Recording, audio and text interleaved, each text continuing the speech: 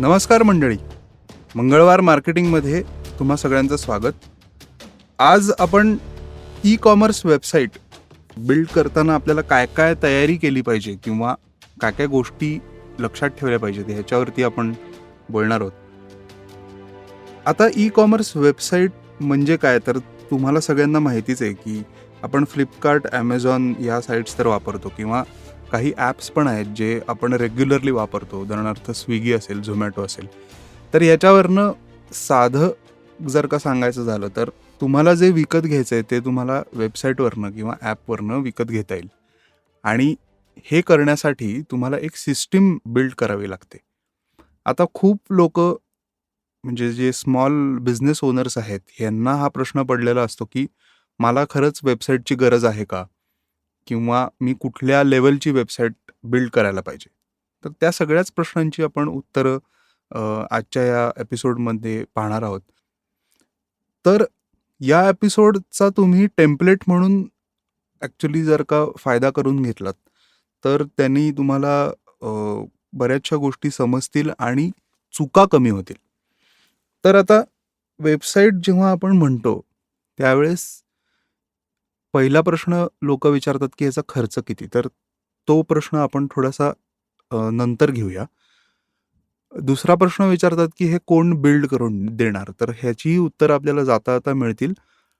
पण अगदी क्लिअरली सांगायचं झालं तर थोडी प्रोफेशनल हेल्प जर घेतली, तर त्यानेही तुम्हाला जास्त चांगला फायदा होईल. तुमची वेबसाईट उत्तम प्रकारे बिल्ड होईल. अ, दुसरी एक गोष्ट लक्षात ठेवली पाहिजे, की अनेक अशा साइट्स आहेत किंवा अशा सर्व्हिसेस आहेत, जिथे खूप सोपं, फुकट किंवा कमी पैशात तुम्हाला ह्या सगळ्या कीवर्ड्समधनं तुमच्यापर्यंत या सर्व्हिसेस येतात, की 5,000त वेबसाईट तुम्हाला मिळून जाईल किंवा तुम्ही अर्ध्या तासात वेबसाईट बनवू शकता. तर ह्या वर्केबल वेबसाईट्स असतात. पण त्याचा आपल्या बिझनेसला किती फायदा होईल आणि अ, ते बिल्ड करताना अनेक अडचणी समोर येत असतात. तर त्याच्यावरती लागणारा जो वेळ आहे किंवा त्याचं जे शिकण्यासाठी जो वेळ लागतो, तर तो बऱ्याचदा लोकं कन्सिडर करत नाहीत आणि मग ₹5,000-10,000 खर्च करून आपल्याला वेबसाईट हवी तशी वेबसाईट मिळत नाही. त्यामुळे अ, आपण हा हा जो एपिसोड आहे ह्याच्यामध्ये एक वेबसाईटची तयारी, म्हणजे वेबसाईट बिल्ड करायच्या आधीची तयारी आणि वेबसाईट बिल्डिंगची तयारी असे 2 भाग करूया. एक तुम्हाला ॲनॉलॉजी सांगतो आणि त्याच्यात ह्या टर्म्स एक्सप्लेन होतील आणि तुम्हाला लवकर समजतील. वेबसाईट म्हणलं, की आपल्याला ह्या गोष्टी लागतात. ते म्हणजे डोमेन, होस्टिंग, SSL सर्टिफिकेट, एक बिझनेसचा ईमेल आयडी, ह्या सगळ्या आपल्याला गोष्टी पहिल्यांदा बाय करायला लागतात. तर त्याच्या वेगवेगळ्या साईट्स आहेत, त्या मी डिस्क्रिप्शनमध्ये देईनच. पण नेमचीप नावाची एक साईट आहे, ज्याच्यावरती तुम्हाला स्वस्त ह्या सगळ्या गोष्टी मिळू शकतात. त्याची लिंक मी देईनच डिस्क्रिप्शनमध्ये. तर जर का वेबसाईट तुमचं घर आहे असं जर म्हणलात तुम्ही, ठीक आहे.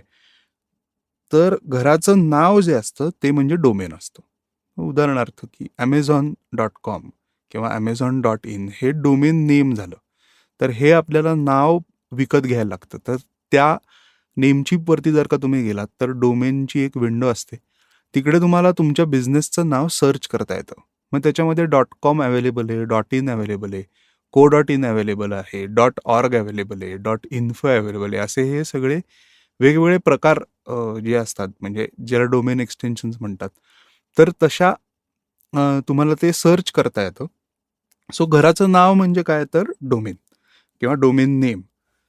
नंतर घर बांधायची जागा जी आहे, आपण घर हे वेबसाईट म्हणलंय, घराचं नाव म्हणजे डोमेन म्हणलंय आणि घर बांधायची जागा जी आहे, ज्याच्यावरती आपल्याला हे घर उभं करायचंय, ती म्हणजे होस्टिंग स्पेस असते. सो जसं जेव्हा आपण बंगला बांधतो किंवा एखादं घर बांधतो त्यावेळेस जी जमीन असते, तर ती आपल्याला आधी विकत घ्यायला लागते. तर तसंच हे होस्टिंग असतं. आणि जर का आपण बिल्डिंगचा विचार केला, म्हणजे बंगला आणि बिल्डिंग ह्याच्यामधला जो फरक आहे, तर त्याच्यामध्ये शेअर्ड होस्टिंग स्पेसेस पण असतात. तर ह्यासुद्धा नेमचीपवरती तुम्हाला विकत घेता येतील. त्याचेही अनेक प्रकार आहेत. त्यामुळे जसं मी सुरुवातीला म्हणलं, की प्रोफेशनल वेबसाईट बिल्डिंग टीमची जर का तुम्ही मदत घेतली, तर या सगळ्या गोष्टी सोप्या होतात. पण हे सगळं तुम्हाला माहिती असणं खूप गरजेचं आहे. आता एस-एस-एल सर्टिफिकेशन हे पण खूप महत्त्वाचं आहे.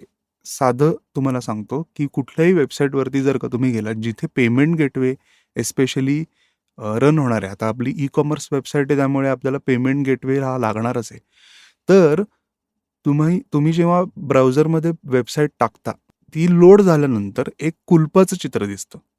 त्याला सिक्युअर्ड वेबसाईट असं म्हणलं जातं आणि त्याच्यासाठी एक एस-एस-एल सर्टिफिकेशन आपल्याला घ्यावं लागतं. तुमच्या कंपनीचा email ID, professional email ID म्हणजे डोमेन लिंक्ड असेल, म्हणजे आता info@amazon.com फॉर एक्झाम्पल, अशा टाइपचा ईमेल आयडी वेबसाईटला लिंक्ड असा असणं खूप गरजेचं असतं. याचं साधं उदाहरण असं आहे किंवा ह्याचं साधं एक परसेप्शन असं आहे, की पर्सनल ईमेल आयडी हे वेबसाईटवरनं जेव्हा फ्लॅश होतात, त्यावेळेस त्याची प्रोफेशनल नेचर त्याचं कमी होतं. त्यामुळे तुमच्या बिझनेसचा ईमेल आयडी असणं खूप गरजेचं असतं. आता डोमेन नेम घ्यायच्या आधी अनेक लोकं ही स्टेप विसरतात, की सोशल मीडिया हँडल्स आपल्या बिझनेसचे अवेलेबल आहेत का नाही? हे पण पाहिलं पाहिजे. म्हणजे Instagram, Twitter, Facebook इथे तुम्हाला तुमच्या डोमेनचं म्हणजे तुमच्या कंपनीचं नाव मिळतंय का? हे पाहणं गरजेचं आहे. इन केस जर का ते मिळत नसेल, तर त्याच्यामध्ये मग पुणे किंवा सिटी किंवा अंडरस्कोर वगैरे अशा गोष्टी करून आपल्याला ते नाव घेता येतं. पण शक्यतो सलग जितकं नाव असेल आणि सगळ्या प्लॅटफॉर्म्सवरती जर का सेम नाव असेल, तर ते लोकांच्या दृष्टीने किंवा ऑडियन्सच्या दृष्टीने खूप सोपं पडतं. तर हे याची अवेलेबिलिटी चेक करणं सुद्धा तितकंच महत्त्वाचं आहे. हे करत असताना एक मास्टर फोल्डर तयार करणं तुमच्या लॅपटॉपवरती अ, खूप इम्पॉर्टंट आहे. याच्यामध्ये या सगळ्या साइट्सची माहिती किंवा सोशल मीडिया हँडल्सचे युजर नेम पासवर्ड, नेमची वरती त्याचं जे युजर नेम पासवर्ड असेल, आपण जेव्हा वेबसाईट बिल्ड करू त्यावेळेस त्याचं युजर नेम पासवर्ड असेल, ह्या सगळ्याची लॉग इन डिटेल्स आणि इतर माहिती, तुमची थीम असेल, तुमचे फोटोज असतील, ब्रँडिंग असेल, लोगोज असतील, राइटअप्स असतील, ईमेल आयडीचे काही क्रेडेन्शियल्स असतील, ह्या सगळ्या गोष्टी ज्या ॲडमिनिस्ट्रेटिव्ह गोष्टी आहेत, याचं एक मास्टर फोल्डर तयार करणं, त्याच्यामध्ये नोट्समध्ये या सगळ्या गोष्टी सेव्ह करणं, एक्सेल शीट वापरा, नोट्स वापरा, अ, ते महत्त्वाचं नाहीये. पण एक फोल्डरमध्ये ह्या सगळ्या गोष्टी एकत्र असणं, हे अतिशय, अतिशय, अतिशय महत्त्वाचं आहे. याचं 2 फायदेपेक्षा फायदे तर ह्याचे ऑब्व्हियसली आहेच आहेत, की तुम्हाला रेडी रेकनर म्हणून होतं. पण अनेक छोट्या कंपन्यांचं मी हे पाहिलेलं आहे, की उत्साहाच्या भरात अगदी सुरुवातीला भयंकर उत्साह असतो आणि त्यामुळे पटापटा, पटापटा, पटा हे सगळे सोशल मीडिया हँडल्स आणि सगळं केलं जातं. पासवर्ड सेव्ह केले जातात डिव्हाइसेसवरती, त्यामुळे लॉग इन करताना काही प्रॉब्लेम येत नाही. ज्यावेळेस ॲक्चुअली पासवर्ड टाकायची वेळ येते, त्यावेळेस हे पासवर्ड्स आठवत नाहीत आणि मग बऱ्याच हँडल्स तुम्हाला इनॅक्टिव्ह ठेवावे लागतात किंवा वेबसाईट्ससुद्धा अपडेट करणं अवघड होऊन बसतं. डेव्हलपर्सना त्याचा ॲक्सेस मिळत नाही. तर ह्या सगळ्या गोष्टी पुढे त्रास होतो या गोष्टींचा. त्यामुळे हे मास्टर फोल्डर तयार करणं हे खूप इम्पॉर्टंट असतं. जेव्हा तुम्ही हे मास्टर फोल्डर तयार करता, त्याचा बॅकअप घेऊन ठेवणं तुमच्या हार्ड डिस्कवरती, Google ड्राईव्हवरती किंवा जिथेही कुठले तुमचं क्लाउड स्टोरेज आहे आणि एखाद्या दुसऱ्या कुठल्याही लॅपटॉपवरती, मशीनवरती ज्याचा तुम्हाला ॲक्सेस असेल, असे 2 ते 3 बॅकअप्स या फोल्डरचं घेऊन ठेवणं हे पण तितकंच महत्त्वाचं असतं. कारण एकदा हे क्रेडेन्शियल्स समजा गेले आपल्याकडनं, तर ते रिकव्हर करणं बऱ्याचदा कठीण काम होऊ शकतं किंवा अनेक बिझनेसमध्ये असं होतं, की एक माणूस कोणीतरी ह्या गोष्टी करत असतो आणि बाकी 2 पार्टनर्स आहेत किंवा अजून एखादा पार्टनर आहे किंवा आपण एखाद्याला आउटसोर्स केलंय काम. त्याच्याकडे हे सगळे डिटेल्स असतात आणि आपल्याकडे ॲज अ ओनर तुमच्याकडे हे डिटेल्स नसतात. त्यामुळे ह्या गोष्टीसुद्धा करणं गरजेचं आहे. आता तुम्हाला लक्षात आलं असेल, की अजून आपण वेबसाईट बिल्डिंगला चालू पण नाही केलेलं आणि बरीच कामं आधी करावी लागतात. तर सुरुवातीला म्हणल्याप्रमाणे हे टेम्पलेट म्हणून तुम्ही वापरलं पाहिजे किंवा हे एक स्ट्रक्चर म्हणून तुम्ही जर का वापरलं तर तुमचं ई-कॉमर्स वेबसाईट बिल्डिंग हे अतिशय सोपं होऊन जाईल किंवा त्याच्यातली तुम्हाला पूर्ण माहिती होईल आणि मग कुठल्याही वेंडरबरोबर जेव्हा तुम्ही काम करताय त्यावेळेस तिथे तुम्हाला फसवलं जाणार नाही किंवा तुम्हाला माहितीपासून दूर ठेवलं जाणार नाही. आता आपण वेबसाईटचा एक सर्वसाधारण फ्लो पाहूया. तर हा फ्लो तुमच्या डायरीमध्ये किंवा एक्सेल शीट, वर्डमध्ये कुठेही एक फ्लो लिहिणं खूप इम्पॉर्टंट असतो. तो तुमच्या प्रॉडक्टनुसार, सर्व्हिसनुसार थोड्याफार प्रमाणामध्ये चेंज होईल. पण बेसिक जो फ्लो आहे, हा वेबसाईटचा चेंज होत नाही. सो ह्याचा सिंपल एक प्रोसेस तुम्हाला सांगतो, की असा विचार करा, की तुम्ही कुठल्यातरी वेबसाईटवरती गेलाय आणि तुम्हाला एक ते प्रॉडक्ट विकत घ्यायचंय. तर त्याच्यासाठी तुम्हाला काय-काय स्टेप्स कराव्या लागतात, हे डोक्यात जर का तुमच्या असेल, तर हा फ्लो तुमच्या प्रॉडक्टनुसार, तुमच्या बिझनेसनुसार डिफाईन करणं हे सोपं होतं. तुम्ही वेबसाईटवरती गेलात, की तुम्हाला पहिले प्रॉडक्ट्स दिसतील, त्याचे फोटो दिसतील, त्याचं डिस्क्रिप्शन दिसेल, त्याचे व्हेरिएशन्स दिसतील. म्हणजे काही कलर आहे का, टाइप आहे का, साइजेस काही वेगवेगळ्या आहेत का? तर ते तुम्हाला दिसायला पाहिजे. त्याच्यानंतर या सगळ्या गोष्टी सिलेक्ट करता आल्या पाहिजेत. म्हणजे टाइप ए रंग निळा, साइज से 8x10 तुम्ही फोटो फ्रेममध्ये जर का असाल तर. तर हे सगळे व्हेरिएशन्स सिलेक्ट करता आले पाहिजेत. त्याच्यानंतर ॲड टू कार्ट असं एक बटन तुम्हाला तिथे असणं गरजेचं आहे. तर आता ह्याच्यानंतर 2 फाटे फुटतात, की आयदर तुम्ही एकच प्रॉडक्ट घेऊन बाहेर पडताय किंवा तुम्हाला पुढचं शॉपिंग करायला सुद्धा आलं पाहिजे. त्यामुळे ही सिस्टीम ठेवणं किंवा हा फ्लो ठेवणं हे गरजेचं असतं. तर आता आपण असा विचार करू, की तुम्ही ॲड टू कार्ट केलंय आणि तुम्ही कार्टमध्ये गेलाय आता. म्हणजे तुम्हाला आता पेमेंटकडे तुमची वाटचाल चालू आहे. तर जेव्हा चेकआउट पेज ज्याला आपण म्हणतो, की जिथे तुम्हाला तुमची कार्ट असते, तिथे तुम्हाला सगळं दिसतं, की तुम्ही काय-काय शॉपिंग कार्टमध्ये टाकलेलं आहे. आता पुढची स्टेप असते, की आयदर तुम्ही बऱ्याचशा साइट्स कंपल्सरी लॉग इन करायला लावतात किंवा साइन अप करायला लावतात. तर तसं न करता तुम्ही गेस्ट चेकआउट पण ठेवू शकता. म्हणजे जिथे तुम्हाला कस्टमर म्हणून एक स्टेप कमी होते, की साइन अप करा आणि काही वेळेस माहिती देणं किंवा ती स्टोअर होईल, त्याचा गैरवापर होईल ह्या ह्यांनी लोकं साइन अप करत नाहीत. तर तिथनं ड्रॉप होण्याची शक्यता असते. त्यामुळे गेस्ट चेकआउटसुद्धा ऑप्शन ठेवणं तितकंच इम्पॉर्टंट आहे. त्याच्यामध्ये तुमचं कस्टमरचं नाव, पत्ता, फोन नंबर आणि पिनकोड ह्या सगळ्या गोष्टी घेणं खूप गरजेचं आहे, कारण हे आपल्याला नंतर पुढे शिपिंगसाठी लागतं. अ, हे बरेचसे फील्ड्स कंपल्सरी ठेवले तरी चालणारे असतात. पण बाकीच्या ज्या काही गोष्टी आहेत, की कंपनीचं नेम असेल अ, किंवा अजून काही जवळच्या खुणा असतील वगैरे, ते तुम्ही ऑप्शनल ठेवू शकता. पण एकदा जनरली आता ई-कॉमर्स साईटवरती जी लोकं शॉपिंग करतात, त्यांना या सगळ्या गोष्टी माहिती झालेल्या आहेत. त्यामुळे आपल्याला तिथे फार कस्टमरला एज्युकेट करायची गरज पडणार नाही. एकदा हे झाल्यानंतर 2 त्याच्यामध्ये भाग असतात, की एक बिलिंग ॲड्रेस असतो आणि एक शिपिंग ॲड्रेस असतो. तर मोस्टली जेव्हा बिलिंग ॲड्रेस फिल अप करतात, त्यावेळेस एक ऑप्शन तिथे आलेला असतो, की shipping address is same as billing address. तर तोही ऑप्शन आपण एनेबल केला, तर कस्टमरला दोनदा तीच माहिती दोनदा भरावी लागत नाही. ती तशीच कॉपी पेस्ट होते आणि कॅरी फॉरवर्ड होते. पुढचा भाग हे सगळं भरून झाल्यानंतर पुढचा भाग येतो तो शिपिंगचा. तर शिपिंगमध्ये सुद्धा अनेक पद्धती तुम्हाला फॉलो करता येतील. हे तुमच्या डे 1ला तुम्हाला हे माहिती पाहिजे किंवा ह्याचं बरोबर उत्तर तुम्हाला माहिती पाहिजे. हे डोक्यातनं काढून टाका. ह्याच्यातनं शिकण्यासारखं बरंच असतं. 2-3 महिने एखादी मेथड रन करून बघायला काही हरकत नाही आणि त्याच्यानंतर त्याच्यात चेंजेस नक्कीच आपण करू शकतो. पण शिपिंगमध्ये एक फ्री शिपिंग मेथड आपण करू शकतो. एक फ्लॅट शिपिंग मेथड असते. म्हणजे एक ₹50, ₹60 जे काय असेल, तो फ्लॅट रेट तुम्ही घेता आणि तिसरी एक मेथड असते, की पिनकोडनुसार तुमचा शिपिंग रेट जो असतो, म्हणजे कुरिअर किती रुपयाला पडेल, हा एक कॅल्क्युलेट होत असतो. तर त्याचेही बरेचसे कोड्स आणि प्लगइन्स अवेलेबल असतात. मी असं सजेस्ट करीन, की जे छोटे बिझनेसेस आहेत, पहिल्यांदा वेबसाईट करतायत, तर यांनी एक फ्लॅट रेट शिपिंग ठेवणं खूप इम्पॉर्टंट आहे.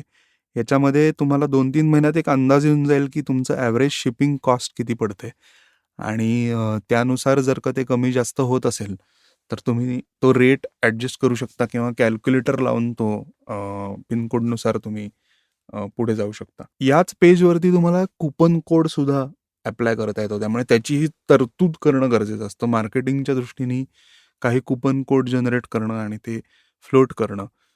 तिथनं कस्टमरला तो डिस्काउंट मिळेल. कार्ट लेव्हलला असतो, प्रॉडक्ट लेव्हलला असतो. तर त्या कुपन विषयी किंवा कुपन मार्केटिंग विषयी आपण सविस्तर एखाद्या एपिसोडमध्ये बोलू. पण ह्याची सोय करून ठेवणं हे फार महत्वाचं असतं. ह्या सगळ्या स्टेप्स झाल्यानंतर पुढचा इम्पॉर्टंट भाग जो येतो तो म्हणजे पेमेंटचा. तर इथे COD एक ऑप्शन एनेबल होऊ शकतो. COD म्हणजे कॅश ऑन डिलिव्हरी. जिथे तुम्हाला अर्थात अनेक गोष्टी लक्षात ठेवल्या पाहिजेत. ते आपण पुढे शिपिंगचं जेव्हा मी डिटेलमध्ये सांगेन त्यावेळेस आपण हे बोलूया. पण पेमेंट गेटवे म्हणजे काय? तर तुम्हाला एक सिस्टीम असते ज्याच्या थ्रू तुमचं बँक अकाउंट त्या पेमेंट गेटवेशी कनेक्टेड असतं. तिथनं तुम्हाला debit card, credit card, internet banking, UPI IDs म्हणजे तुमचे GPay, PhonePe, Paytm, Bhim app या सगळ्या ॲपवरनं कस्टमरला पेमेंट करता येईल. त्याला चॉईस मिळेल की कुठल्या मेथडनी पेमेंट करायचं आहे. यासाठी हे पेमेंट गेटवे फार गरजेचा असतो. आता ह्या सगळ्या प्रोसेसेसमध्ये सेलर म्हणून किंवा बिझनेस ओनर म्हणून तुमचा हस्तक्षेप कुठेच नाही. हे सगळं ऑटोमेशन मोडमध्ये गेलेलं असतं आणि त्याचा खूप फायदा होतो. अनेक छोटे बिझनेसेस जेव्हा येतात कन्सल्टिंगसाठी, तर तेव्हा त्यांचा हा प्रश्न असतो की पेमेंट गेटवेला काही ट्रान्झॅक्शन फी द्यावी लागते. म्हणजे कितीतरी पर्सेंटेज असतात. 2% प्लस ₹2, 3%, 5%. बऱ्याच लेव्हल्समध्ये पण ह्या पेमेंट गेटवेचे रूल्स असतात. तर ते वाचवण्यासाठी अनेक लोक म्हणतात की आपण हे Google Peचा कोड जर का तिथे फ्लॅश केला तर आपल्याला पेमेंट पण डायरेक्ट बँकेमध्ये मिळेल आणि आपल्याला कमिशनही द्यावं लागणार नाही. आता फक्त कमिशनचा विचार केला तर ही सिस्टीम बरोबर आहे, ती करता पण येईल. पण जेव्हा व्हॉल्यूम वाढायला लागतो, जास्त कस्टमर्स तुमच्या साईटवरनं प्रॉडक्ट्स घ्यायला लागतात, त्यावेळेस प्रत्येकाचा तो ट्रान्झॅक्शन आयडी ट्रॅक करणं किंवा कस्टमरला तो प्रत्येक वेळी तो इन्सर्ट करायला लावणं, यानी तुमची बाईंग प्रोसेस ही थोडीशी एलॉंगेट होते आणि लोकांना ती आवडत नाही. तिथनं पण तुमचे कस्टमर्स ड्रॉप होण्याची शक्यता असते आणि त्यामुळे अनेकदा COD एनेबल करणं सुद्धा सोपं पडतं, की पत्ता टाकला, COD ऑप्शन हे केला, पेमेंट कंप्लीट केलं, तुम्ही कस्टमर मोकळा झाला. जेव्हा प्रॉडक्ट मिळेल त्यावेळेस तुम्हाला त्याचे पैसे मिळतील. त्याचे रूल्स आपण पुढे बघूच या. पण पेमेंट गेटवे इंटिग्रेशन हे मी तर असं सांगेन की ह्याला तुम्ही ऑप्शनल गोष्ट ठेवूच नका. Google Peनी पेमेंट्स घेणं हे मॅन्युअल काम आहे. तर त्या भानगडीमध्ये पडू नका. आपल्याला आपण वेळ वाचवतोय, ऑपरेशनल एफिशियन्सी वाढवतोय वेबसाईट बिल्डिंग मुळे किंवा वेबसाईट बिल्ड केल्यामुळे. त्यामुळे Google Peचा कोड वापरून आपल्या डायरेक्ट बँकेमध्ये पैसे घेऊन कमिशन वाचवणं हा पॉइंट तुम्ही डोक्यातनं काढून टाका. आता इथे तुमचं परचेस कंप्लीट झालेलं आहे. तर परचेस कंप्लीट झाल्यानंतर सुद्धा अनेक गोष्टी वेबसाईट थ्रू घडल्या पाहिजेत. त्याच्यामध्ये एक ऑर्डर कन्फर्मेशनचा ईमेल कस्टमरला गेला पाहिजे. सिमिलरली ऑर्डर आली आहे हा ईमेल तुम्हाला आला पाहिजे. त्यामुळे ही सिस्टीम बऱ्याचशा वेबसाईट बिल्डिंग जे प्लॅटफॉर्म्स आहेत जे आपण पुढे पाहूया, तिथे तुम्हाला या सगळ्या सिस्टीम्स एनेबल झालेल्या असतात. इथे हे सांगायचं कारण असं आहे की ह्या पोस्ट परचेस ज्या गोष्टी आहेत ह्या सुद्धा एनेबल आहेत की नाही किंवा याबरोबर फंक्शन करतायत की नाही, याच्याकडे लक्ष देणं गरजेचं आहे. आता ह्याच्यात ऑर्डर कन्फर्मेशनचा ईमेल जो जातो त्याचं एक टेम्पलेट सेट करणं गरजेचं असतं. त्याच्यामध्ये कस्टमरचं नाव येतंय का, तुमच्याकडनं काही मेसेज जातोय का, डिलिव्हरीचे काही अपडेट्स जातात का, की तुम्हाला साधारण 4 ते 5 दिवस लागतील, 2 दिवस लागतील, ट्रॅकिंग लिंक येईल, XYZ. तर जे काही डिटेल्स तुम्हाला पाठवायचे आहेत आणि अर्थात जे प्रॉडक्ट त्यांनी घेतलेलं आहे त्याचे डिटेल्स ऑटोमेट होतातच. त्यामुळे हे ईमेल्स जाणं फार गरजेचं आहे. ह्याच्यात ऑर्डर जर का कॅन्सल झाली, म्हणजे तुम्ही रिजेक्ट केली असेल किंवा पेमेंट न झाल्यामुळे ऑर्डर कॅन्सल झाली असेल तर त्याचंही नोटिफिकेशन कस्टमरला गेलं पाहिजे. याचं कारण असं आहे की समजा कस्टमरला असं वाटत असेल की पेमेंट झालंय, पण ते झालं नसेल, बँकेकडनं रिजेक्ट झालं असेल, टेक्निकल काही फॉल्ट असेल, तुमच्या इथनं काही त्याला ब्रेक झाली असेल सिस्टीम, तर त्या केसमधनं कस्टमरला नोटिफाय करणं हे तितकंच महत्त्वाचं असतं. ह्याचा अजून एक पुढचा भाग असा आहे की जिथे कस्टमर ड्रॉप आउट होतो, म्हणजे प्रोडक्ट कार्टमध्ये ॲड केलंय आणि तिथनं कस्टमरनी असं डिसाईड केलंय की बाबा मला हे बाय नाही करायचं किंवा त्याचं इंटरनेट कनेक्शन गेलं, साईट मिस झाली, XYZ बऱ्याच बऱ्याच गोष्टी घडू शकतात. तर तिथे ती जेव्हा एक त्याला अबॅन्डन्ड कार्ट म्हणतात, म्हणजे ती कार्ट पूर्ण केलेली नाहीये किंवा शॉपिंग प्रोसेस पूर्ण केलेली नाहीये. तर अशा कस्टमर्सना सुद्धा ऑटोमेटेड ईमेल्स तुम्हाला पाठवता येतात. उदाहरणार्थ, बऱ्याचशा स्टोअर्सना मी अ, जेव्हा ह्या सगळ्या सिस्टम्स बसवून देत असतो, तर तिथे मी 3 ईमेल्स अशा कस्टमर्सना पाठवायची सिस्टीम बसवतो, की एक असते ती इमिजिएटली 10 ते 15 मिनिटानंतर एक ईमेल जातो, की "अरे तुमचे प्रॉडक्ट्स इथे कार्टमध्ये आहेत, तर या लिंकवरती जा आणि तुमचं पेमेंट पूर्ण करा, म्हणजे तुम्हाला आम्हाला ऑर्डर लवकर पाठवता येईल." या ईमेलला सुद्धा जर का त्याने रिस्पॉन्ड केलं नाही, तर 1 दिवसाने म्हणजे 24 तासांनी अजून एक ईमेल जातो. तसाच रिमाइंडर, की तुमचे प्रॉडक्ट्स अजून कार्टमध्ये आम्ही ठेवलेले आहेत आणि आम्हाला तुम्ही कस्टमर्स म्हणून हवे आहात. तर ही लँग्वेज तुम्ही डिफाईन करू शकता. पण एक एक्झाम्पल म्हणून मी तुम्हाला सांगतोय, की आम्हाला तुम्ही कस्टमर्स म्हणून हवे आहात आणि तुम्ही पर्चेस प्रोसेस कंप्लीट करा. आता तिसरा ईमेल जो असतो तो 2 दिवसांनी जातो, म्हणजे 48 तासांनी जातो किंवा कधी-कधी 72 तासांनी सुद्धा आपण पाठवू शकतो. ज्याच्यामध्ये तुम्ही एक कुपन कोड इन्सर्ट करू शकता, की आत्ता तुम्ही काय म्हणतात, तिसरा हा अटेम्प्ट आहे कस्टमरला परत आणण्याचा. तर असं अझ्युम करायचं, की ह्या कस्टमरला प्राईस महाग वाटते असं आपण अझ्युम करून ठेवायचं आणि त्याला एक 10% ऑफचं कुपन कोड जर का तुम्ही प्रेस केलंत, की हे कुपन कोड वापरा, तुमची कार्ट कंप्लीट करा आणि तुम्हाला 10% डिस्काउंट मिळेल किंवा फ्री शिपिंग मिळेल, व्हॉटएव्हर. तर ह्या गोष्टी केल्यामुळे बऱ्याचदा कस्टमर डिलाईट हा जो फॅक्टर आहे, ह्याच्यातनं प्रोसेस कंप्लीट करतात आणि कार्ट रिकव्हरी तुमची होते. म्हणजे त्याचा रिपोर्ट सुद्धा तुम्हाला मिळतो. पण कंटिन्युअस फॉलोअप केल्यामुळे आणि आता ह्याच्यात ऑटोमेशनचा का इम्पॉर्टन्स आहे, कारण ॲज अ ओनर तुम्ही अनेक गोष्टी करत असता. म्हणजे प्रॉडक्ट डिझाइन करण्यापासून किंवा त्या इतर ऑपरेशन गोष्टींमध्ये हे जे कस्टमर सर्व्हिसिंग आहे किंवा प्रत्येक 24 तासांनी मेल पाठवणं, 48 तासांनी मेल पाठवणं, ह्या मॅन्युअली करायला तुम्ही जर का गेलात तर तुम्हाला 24 तासही कमी पडतील. कारण जेव्हा जसा ट्रॅफिक वाढेल तशा ह्या केसेस सुद्धा वाढत जातात.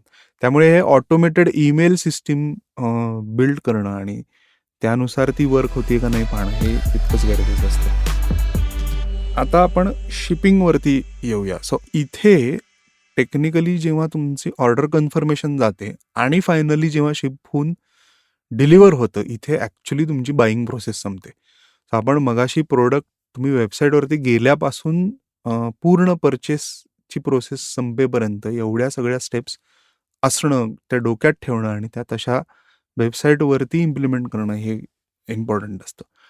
आता शिपिंग मेथड्सकडे आपण येऊया. याच्यात अनेक ॲग्रिगेटर्स आहेत. ॲग्रिगेटर म्हणजे काय? तर अनेक शिपिंग ज्या सर्व्हिसेस आहेत, ह्या एकत्र एका पोर्टलवरती येतात आणि तुम्ही एकदाच साइन अप करून तुमचं सगळं अकाउंट सेट केल्यानंतर जेव्हा ऑर्डर येते त्यावेळेस सगळ्यात स्वस्त आणि सगळ्यात लवकर देणारी सर्व्हिस कुठली असं तुम्हाला डॅशबोर्डवरती दिसतं. ते सुद्धा तुम्हाला रेकमेंड करतात, की XYZ कुरिअर कंपनीने तुम्ही पाठवा आणि तिथे तुम्हाला शिपिंग लेबल जनरेट होतं. ते प्रिंट करायचं, पॅक करायची ऑर्डर, लेबल टाकायचं, शिप नाव असं एक साधं बटन असतं. त्याच्यावरती तुम्ही जर का शिप नाव असं शेड्यूल केलं, तर तुम्हाला शेड्यूल पण करता येतं, की आज संध्याकाळी पिकअप होऊ दे का उद्या संध्याकाळी पिकअप होऊ दे. तुमचं जेव्हा प्रोडक्ट तयार असणार आहे किंवा पॅक होणार आहे, यानुसार तुम्ही ते करून ठेवू शकता आणि तुमचा जो वेअरहाऊस आहे किंवा ऑफिस ॲड्रेस आहे, अनेकदा हे घर असतं. तर घराचा ॲड्रेस जो आहे, इथे कुरिअर कंपनीचा माणूस येतो. ते तो स्कॅन करतो. तिथनं तुमचं पार्सल घेतो आणि तुमच्या कस्टमरच्या घरी नेऊन द्यायचं काम ही कंपनी करते. फॉर्च्युनेटली अनेक अशा कंपनीज आहेत. त्याच्यात मी रेकमेंड करीन शिप रॉकेट. ते खूप चांगली सर्व्हिस देतात किंवा एक शिप लाईट म्हणून पण आहे. इन्स्टामोजो जो पेमेंट गेटवे आहे याची सुद्धा एक शिपिंगची ॲग्रिगेशनची एक फॅसिलिटी आहे किंवा त्याला आपण म्हणू मॉड्यूल आहे. तर ह्या सगळ्या कमी अधिक फरकानी सेम पद्धतीने ह्या ऑपरेट होत असतात. तर याच्यातलं कुठलंही तुम्ही सिलेक्ट करून ती इम्प्लिमेंट करणं गरजेचं असतं. बऱ्याचदा या प्रीपेड सर्व्हिसेस असतात. म्हणजे तुम्ही वॉलेट रिचार्ज जसं करता, तसे ₹1,000-2,000 तुम्ही वॉलेटमध्ये ठेवून जसे तुमचे पार्सल्स जातील तसे ते पैसे कट होत जातात. याचा फायदा असा आहे, की एकतर तुम्हाला परत मॅन्युअल कामापासून आपण लांब जातोय आणि ऑटोमेटेड गोष्टी घडतायत. तुम्हाला उठून पोस्ट ऑफिसमध्ये जायला लागत नाही. तुम्हाला कस्टमरला शिपिंग आयडी किंवा रिसीट पाठवायला लागत नाही WhatsAppवरती. कस्टमरला डायरेक्टली मेसेजेस जातात ट्रॅकिंग लिंक बरोबर, अपडेट्स जातात ईमेल आणि SMS हे दोन्ही गोष्टी ह्या शिपरॉकेट फॉर एक्झाम्पल आपण जर का केलं असेल, तर इथनं तुमच्या त्या ऑटोमेटेड जातात, की आता पिकअप झालंय किंवा आता पॅक झालंय, आता तुमच्या डेस्टिनेशनला पोहोचलंय, आता आउट फॉर डिलिव्हरी अशा एक 4-5 स्टेप्समध्ये तुम्हाला नोटिफिकेशन्स कस्टमरला जातात आणि याचे कुठलेही एक्स्ट्रा पैसे आकारले जात नाहीत सध्या तरी. म्हणजे तुम्ही जेव्हा ऐकत असाल आणि जर का ह्या कंपन्यांनी पैसे लावायला चालू केले या गोष्टींसाठी तर माहिती नाही. पण आत्ता तरी या घडीला त्याचे एक्स्ट्रा पैसे ॲज सच आपल्याला दिसत नाहीत. त्यामुळे शिपिंग कॉस्ट आणि शिपिंगचा मेजर मोठा लोड हा तुमचा ऑटोमेट होऊ शकतो. शिवाय तुमच्या वेअरहाऊसमध्ये तुम्ही तिथे असलंच पाहिजे असं काही नाही. कोणी मदतनीस असेल किंवा घरचे जर का तुम्हाला मदत करत असतील, तर ठराविक वेळी ते येतात, संध्याकाळी येतात, दुपारी येतात, व्हॉटएव्हर. तर ते तुम्ही डायरेक्टली प्रॉडक्ट्स रेडी ठेवू शकता आणि तुमची कामं चालू होऊ शकतात. तो येतो, प्रॉडक्ट घेतो आणि डायरेक्ट डिलिव्हरीला जाता येतं. तर आपण आता ही वेबसाईट बिल्ड करण्यासाठी अनेक प्लॅटफॉर्म्स आहेत. जसं मी म्हटलं, की सेल्फ बिल्डिंग प्लॅटफॉर्म्स पण आहेत. तर त्याच्यामधला सगळ्यात चांगला ऑप्शन युजर फ्रेंडली, विविध इंटिग्रेशन्स असलेला थीम्स भरपूर आहेत. तर तो एक Shopify हा एक ऑप्शन आहे. आता Shopifyमध्ये फक्त एकच प्रॉब्लेम नाही म्हणता येणार त्याला, पण एक कन्स्ट्रेंट बऱ्याच लोकांना असा येऊ शकतो, की त्याचं मंथली कॉस्टिंग जे आहे, ते बऱ्यापैकी आहे. म्हणजे if I am not wrong yearly जर का बघितलं, म्हणजे वर्षाला तुम्हाला साधारणपणे एक 20,000 ते 25,000 रुपये रिकरिंग खर्च तुम्हाला येऊ शकतो. तो अनेक छोट्या बिझनेसेसला नको वाटतो, व्हिच इज फाईन. पण तुमची साईट खूप उत्तम दिसते, मोबाईल एनेबल्ड असते मेन म्हणजे. आता आपल्याला मोबाईल फर्स्टचा विचार करणं जास्त गरजेचं आहे. म्हणजे काय तर डेस्कटॉपवरनं, मोठ्या स्क्रीनवरनं, लॅपटॉपवरनं बरेच कमी लोकं ऑपरेट करतात. टिपिकली आपण ट्रॅव्हलमध्ये असतो किंवा कुठेतरी रेस्टॉरंटमध्ये असतो, कॅफेमध्ये असतो, घरी असतो. त्यावेळेस मोबाईल हातात असतो आणि तिथनं आपण शॉपिंग करतो किंवा Instagramवरनं आपल्याला रेफरन्स मिळतो आणि तिथनं आपण वेबसाईटवरती जातो आणि तिथनं ऑर्डर करतो. तर त्यामुळे तुमचं मोबाईल ऑप्टिमायझेशन झालेलं असणं वेबसाईटचं आहे तितकंच महत्त्वाचं आहे. रादर ते सगळ्यात महत्त्वाचं आहे. त्याचा पहिले विचार केला पाहिजे. त्यामुळे Shopify हे एक ऑप्शन आहे. Instamojo जो पेमेंट गेटवेसुद्धा आहे. तिथे गेल्यावरती माझ्या अंदाजाने तुम्हाला एक 8,000 ते 10,000 रुपयामध्ये पूर्ण वेबसाईट मिळते. पण आता ही याच्यात आणि Shopifyमध्ये फरक असा आहे, की थीम्स ज्या आहेत किंवा दिसणं जे आहे वेबसाईटचं, तर हा मोठा फॅक्टर, मोठा डिफरन्स आहे. Instamojoमध्ये तितक्याशा सुंदर वेबसाईट्स तुम्हाला मिळणार. तुम्हाला एक कॅटलॉग, प्रॉडक्ट कॅटलॉग जर का डोक्यात असेल, की खूप सिंपल तुम्हाला अगदीच करायचं आहे आणि बाकी सगळ्या प्रोसेसेस होतील म्हणजे बाय करता येईल, शिप करता येईल, रिपोर्ट्स मिळतील वगैरे, वगैरे. पण दिसायला फार चांगली वेबसाईट असेलच असं नाही. अजून एक खूप मोठ्या प्रमाणामध्ये वापरली जाणारी सिस्टीम किंवा वापरलं जाणारं प्रॉडक्ट आहे ते म्हणजे WooCommerce. आता हे वर्डप्रेसवरती तुम्हाला करता येतं. याचा फायदा असा आहे की थीम्स भरपूर अवेलेबल आहेत. Shopify सारखंच तुम्हाला सगळ्या गोष्टी इथे करता येतील. पेमेंट गेटवे इंटिग्रेशन आहे. वेगवेगळे प्लगिन्स आहेत, ज्याच्यानी तुमचा बिझनेस ग्रो व्हायला मदत होईल. फक्त याचा ड्रॉबॅक मग असा येतो की हे तितकंसं युजर फ्रेंडली नाहीये. म्हणजे एकदम तुम्हाला काहीच वेबसाईट बिल्डिंगमधलं किंवा ज्याला आपण म्हणू की ई-कॉमर्समधलं तुम्हाला जर कमी नॉलेज असेल, तर आपण ही WooCommerceवरनं वेबसाईट बिल्ड करायला तुम्हाला वेळ लागू शकतो. तुम्हाला शिकण्यासाठी बराचसा वेळ लागू शकतो. अवघड अजिबात नाहीये, तुम्ही करू शकता. पण वेळ तुम्हाला जास्त द्यायला लागतो आणि Shopifyपेक्षा हे स्वस्तामध्ये होतं. म्हणजे स्वस्तात होतं. इथे होस्टिंग डोमेन एस-एस-एल आणि याचा फक्त तुम्हाला खर्च येतो. WooCommerce इन्स्टॉल करणं फ्री आहे. अनेक प्लगिन्स फ्री आहेत. फक्त वेबसाईट बिल्डिंग जर तुम्हाला येत नसेल, तर त्या केसमध्ये तुम्हाला वेबसाईट डेव्हलपरला थोडे पैसे द्यायला लागतील किंवा वेबसाईट डेव्हलपरला सांगू शकता तुम्ही, की मला WooCommerceमध्ये हवं आहे, Shopifyमध्ये हवं आहे. हे मी काही प्रायमरी एक्झाम्पल्स देतोय. असे अनेक वेबसाईट्स आहेत, वेबसाईट बिल्डर आहेत. पण जिथे-जिथे जसं मी अगदी सुरुवातीला म्हणलेलं, की जिथे-जिथे तुम्हाला हे क्लेम्स येतायत, की खूप स्वस्तात होईल, खूप पटकन होईल, इझिली होईल. या साइट्स या लाँग लास्टिंग तुम्हाला आवडणार नाहीत किंवा त्याचं फंक्शनिंग तुम्हाला आवडणार नाही, हे गॅरंटी आहे माझी. याचं कारण असं आहे, की या सगळ्या प्रोसेसेस माहिती असणं, त्या इम्प्लिमेंट करणं, ह्याच्यासाठी एक प्रोफेशनल वेबसाईट बिल्डर किंवा ज्याला ई-कॉमर्स माहिती आहे, अशा व्यक्तीशी तुमचा संपर्क असणं गरजेचं आहे. अर्थात तुम्हाला जर ह्याच्यातली थोडीशी गती असेल, आधी कधी वर्डप्रेस साईट बिल्ड केली आहे, ब्लॉग बिल्ड केलाय, असं जर तुमच्या एक्सपिरियन्समध्ये असेल, तर या स्वतः एक्सप्लोर करणं सुद्धा तितकंसं कठीण नाहीये. पुढे आपण पाहूया, की वेबसाईट आपण ही बांधली. समजा असं आपण गृहीत धरू, की ह्या 1-2 महिन्याच्या कालावधीमध्ये आपण ही वेबसाईट बांधली आणि वर्षभराचे आपण हे डोमेन आणि ह्याचे सगळे पैसे भरलेले आहेत. पुढच्या वर्षी काय? तर अनेक छोटे बिझनेसेस वेबसाईट रिन्यू करायला विसरून जातात किंवा त्यांना माहिती नसतं. अशा बऱ्याच गोष्टी होतात. त्यामुळे हे तुमच्यापर्यंत पोहोचणं गरजेचं आहे, की याची एक रिकरिंग कॉस्ट असते. वेबसाईट मेंटेन करायची एक रिकरिंग कॉस्ट असते. आता ह्याच्यात मेंटेनन्सचा डेव्हलपमेंटचा भाग आपण सोडून देऊया, की समजा तुम्ही कंपनीला कुठल्यातरी दिलेली आहे आणि ते मेंटेनन्सचे काही चार्जेस घेत आहेत. प्रॉडक्ट अपडेशन असेल, नवीन पेजेस ॲड करणं असेल वगैरे, वगैरे. तर तो भाग सोडून देऊ. पण बेसिक वेबसाईट तुम्हाला जिवंत ठेवण्यासाठी किंवा बेसिक वेबसाईट रनिंग मोडमध्ये ठेवण्यासाठी तुम्हाला domain hosting, S-S-L, email, website builder म्हणजे Shopify किंवा Instamojo यांचे काही असतील, Squarespace नावाची एक सर्व्हिस आहे. तर या सगळ्या लोकांची ही रिकरिंग कॉस्ट तुम्हाला ठेवावी लागते.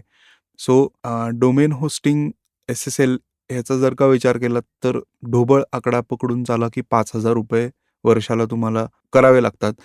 अनेकदा 3-3 वर्षाचं रिन्युअल केलं तर तुम्हाला मोटामोटी स्वस्त पडतं. पण आपण स्टार्टअप्स आहोत. नवीन काहीतरी ट्राय आउट करतोय. त्यामुळे युजुअली लोकं 3 वर्षाचं रिन्युअल करत नाहीत. 1-1 वर्षाचं करतात. पण हरकत नाही. ढोबळ आकडा जर का पकडायचा झाला तर तुम्हाला एक साधारण ₹5,000 ते ₹6,000 याचा खर्च येतो. Shopify चं जसं मी म्हणलं, की ₹25,000-1,000 ओव्हरऑल खर्च येतो. आता ह्याच्यात बऱ्याचदा होस्टिंग आणि डोमेन हे इन्क्लूड होतं किंवा एखाद दुसरा ₹1,000 जास्त होऊ शकतात. तर त्यामुळे रिकरिंग खर्च हा वेबसाईटचा असतो, हे डोक्यात ठेवणं गरजेचं असतं. पेमेंट गेटवेला कमिशन द्यावं लागतं, हे डोक्यात ठेवणं गरजेचं असतं. या काही गोष्टी या आउटवर्ड फ्लोमध्ये आपल्याला पकडणं, आपल्या कंपनीच्या खर्चात पकडणं हे अनिवार्य आहे. याला ऑप्शन नाहीये. याचा ऑप्शन कृपया शोधू नका. त्याच्यात वेळ वाया घालवू नका. इनफॅक्ट ही सिस्टीम, हे स्ट्रक्चर बांधल्यामुळे तुमचा बिझनेस ज्या पद्धतीने ग्रो होणार आहे, त्या त्या तुलनेमध्ये हे सगळे खर्च तुम्हाला 6 महिने 6 महिने खूप झाले. 1-2 महिन्यातच तुम्हाला पटून जाईल, की ह्या रिकरिंग खर्चांचं काही विशेष कौतुक नाही आहे आणि ते खर्च खर्च न वाटता इनफॅक्ट ती खूप चांगली इन्व्हेस्टमेंट तुम्हाला वाटू शकते. पुढे आपण पाहूया कंटेंटविषयी, म्हणजे वेबसाईटच्या कंटेंटविषयी. आता हे सुद्धा वेबसाईट बिल्डिंगमध्ये का गरजेचं आहे, याचं कारण असं आहे, की अनेकदा जेव्हा वेबसाईट बिल्डिंगसाठी आपल्याकडे येतात, म्हणजे कन्सल्टिंगसाठी येतात, त्यावेळेस त्यांच्याकडे एकतर हे स्ट्रक्चर तयार नसतं. ठीक आहे, तर ते आपण बिल्ड करून देऊ शकतो. आणि कंटेंट वेबसाईटवरती काय टाकायचंय, काय लिहायचंय, कुठल्या पेजेसवरती काय कंटेंट येणार आहे, ह्याचाही एक थोडासा अंधारच असतो. आणि त्यामुळे डेव्हलपमेंटला ह्याचा खूप मोठा फटका बसतो वेळेच्या दृष्टीने. याचं कारण असं आहे, की एकदा तुमचं कंटेंट जर का फ्रीज झालं, म्हणजे त्याच्यात कंटेंटमध्ये फोटो, प्रॉडक्ट कॅटेगरीज, प्रॉडक्टचं नाव, प्रॉडक्टचे व्हेरिएशन्स, शिपिंगचे काही डिटेल्स असतील, नोट्स असतील, की हे हँडमेड आहे तर ह्याला 5 दिवस एक्स्ट्रा लागतील, व्हॉटएव्हर. असे जे काही आपल्याला प्रॉडक्ट पेजवरती किंवा कॅटेगरीच्या पेजवरती ज्या गोष्टी टाकायच्या आहेत, त्या तयार ठेवणं, त्या एका डॉक्युमेंटमध्ये व्यवस्थित लिहून ठेवणं आणि त्या वेबसाईट डेव्हलपरकडे सुपूर्त करणं, ही आपलीच जबाबदारी. यांनी काम फास्ट होतं आणि नंतरचे चेंजेस जे आहेत, ते आपले वाचतात. दुसरा भाग कंटेंटचा असा असतो, की जे स्टँडर्ड पेजेस आहेत, म्हणजे अबाउट अस असेल, अबाउट कंपनी असेल, अबाउट टीम असेल, रिटर्न पॉलिसीज असतील, शिपिंग पॉलिसीज असतील, टर्म्स अँड कंडिशन्स काही असतील. तर हे सगळं कंटेंट तुम्ही एकदा रिव्ह्यू करून त्याच्यात काही चुका नाही आहेत ना, ग्रॅमॅटिकल एरर्स नाही आहेत ना, स्पेलिंग मिस्टेक नाही आहेत ना, त्याचं फॉर्मॅटिंग व्यवस्थित आहे ना, या सगळ्या किंवा डबल स्पेस आहेत, काही ठिकाणी अ, वेगळे पंक्च्युएशन मार्क्स पडलेले आहेत. ह्या सगळ्या छोट्या-छोट्या गोष्टी तपासून एक फायनल कंटेंट डॉक्युमेंट जेव्हा तुम्ही वेबसाईट डेव्हलपरकडे पाठवता, त्यावेळेस त्याला ह्या पेजेस बिल्ड करताना याचा खूप फायदा होतो.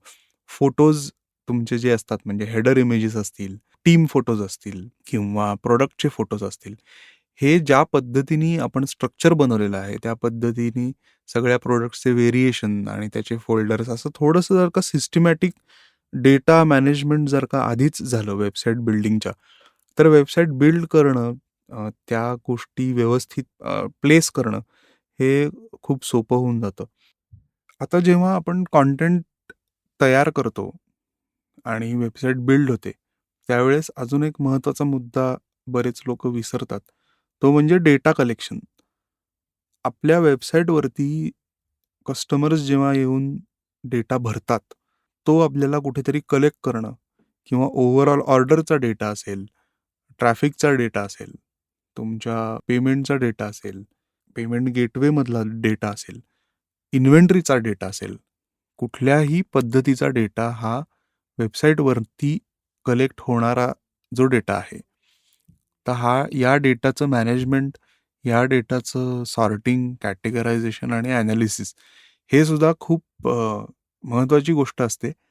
पहिल्या 3 महिन्यात, 6 महिन्यात ह्याचा तुम्हाला अंदाज येणार नाही. पण जसा तुमचा बिझनेस मोठा होतो, कस्टमर्स वाढायला लागतात, ट्रॅफिक वाढायला लागतो, त्यावेळेस या डेटा ॲनालिसिसमधनं तुम्हाला बरेच फीडबॅक मिळत राहतात, की ओव्हरऑल लोकांना काय आवडतंय, किती लोकं घेतायत, कुठल्या एरियामधनं घेतायत, शिपिंग कॉस्ट काय येते, ॲव्हरेज शिपिंग कॉस्ट काय येते.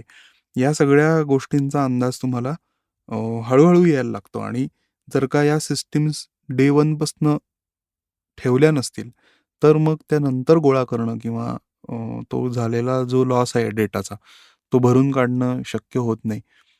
सोबतच मेलचिम्प सारख्या सर्व्हिसेस आहेत. म्हणजे अशा अनेक सर्व्हिसेस आहेत. पण स्पेसिफिकली जर का WooCommerce किंवा Shopifyवरती तुम्ही करत असाल, तर मेलचिम्प सारख्या सर्व्हिसेस आहेत, ज्या तुमच्या वेबसाईटवरती इंटिग्रेट होऊ शकतात. ज्याच्यातनं कस्टमरचे ईमेल आयडीज, त्यांची नावं, त्यांचे डिटेल्स हे तुम्हाला मिळतात. मेलचिम्प ही बेसिकली ईमेल ब्रॉडकास्टिंग सर्व्हिस आहे. सो अनेक लोकांना असं वाटतं, की अजून ईमेल मार्केटिंग हा खूप कमी महत्त्वाचा विषय आहे. पण टेक्निकली जर का तुम्ही बघितलंत किंवा एक्सपिरियन्स जर का तुम्ही बऱ्याच ई-कॉमर्सवाल्यांशी बोललात, तर ईमेल मार्केटिंगला अजूनही खूप उत्तम पद्धतीचा प्रतिसाद मिळू शकतो, जर तुम्ही ते व्यवस्थित पद्धतीने वापरलत किंवा चांगल्या टेम्प्लेट्स डिझाइन केल्यात, इफेक्टिव्ह कंटेंट ईमेल थ्रू लिहिलत आणि एक त्याच्यामध्ये सातत्य ठेवलत, की दर 10 दिवसांनी, दर महिन्यातनं 2दा किंवा काय जी काही फ्रिक्वेन्सी असेल किंवा नवीन कस्टमरचे तुम्हाला सेट बनवता येतात, की या 2 महिन्यात आलेले नवीन कस्टमर्स आहेत, त्यांना काही ऑफर्स पुश करायच्या आहेत किंवा आपले जे लॉयल कस्टमर्स आहेत, त्यांचा एक वेगळा ग्रुप बनवू शकता. अशा बऱ्याच गोष्टी ईमेल मार्केटिंग थ्रू आपण करू शकतो. पण याच्या सगळ्या सिस्टीम्स तुमच्या वेबसाईटवरती असणं हे अतिशय, अतिशय महत्त्वाचं आहे आणि ते तुम्हाला डे 1ला माहिती असणं, याने तुमचा वेळ वाचतो आणि डेटा लॉस कमी होऊ शकतो. तर सूरज म्हणतोय, "खरंच बंद करा आता. बास झालं वेबसाईट वगैरे." तर आय थिंक ह्याच्यात बरीच माहिती आपल्याला मिळाली आहे. तुमचे काही प्रश्न असतील, तुम्हाला वेबसाईट बिल्ड करताना काही अडचणी येणार असतील, असं नाही कळणार तुम्हाला. पण वेबसाईट बिल्ड करायची असेल तर माझ्यापर्यंत तुम्ही प्रश्न पोहोचवू शकता. तुम्हाला कन्सल्टिंग हवं असेल, स्ट्रक्चर बनवून हवं असेल तर तेही मी देऊ शकतो. एक फक्त जाता तुम्हाला सांगतो, की 4-5 दिवसामध्ये वेबसाईट बनत नाही. पटकन, स्वस्त, फुकट अशी वेबसाईट कधीच बनत नाही, हे लक्षात ठेवा. त्याच्यामध्ये थोडीशी मेहनत आपल्याला घ्यायला लागते आणि एकदा हे स्ट्रक्चर तुमचं तयार झालं, ओव्हरऑल एकदा वेबसाईट ऑपरेशन वेबसाईटचे ऑपरेशन्स जर का उत्तम पद्धतीने रन व्हायला लागले, तर तुमच्या बिझनेस ग्रोथमध्ये, तुमच्या ऑपरेशनल एफिशियन्सीमध्ये जो कमालीचा फरक पडेल, त्याने तुम्ही मला नंतर धन्यवाद द्याल. पण त्याआधी हा एपिसोड ऐकल्याबद्दल, एवढा वेळ दिल्याबद्दल खूप खूप धन्यवाद आणि आपण भेटूच या पुढच्या मंगळवारी एखाद्या नवीन एपिसोडमध्ये, जिथे आपल्याला वेगवेगळी माहिती मिळेल किंवा इंटरेस्टिंग गेस्टसुद्धा असेल. तर भेटूया पुढच्या मंगळवारी. तोपर्यंत राम राम.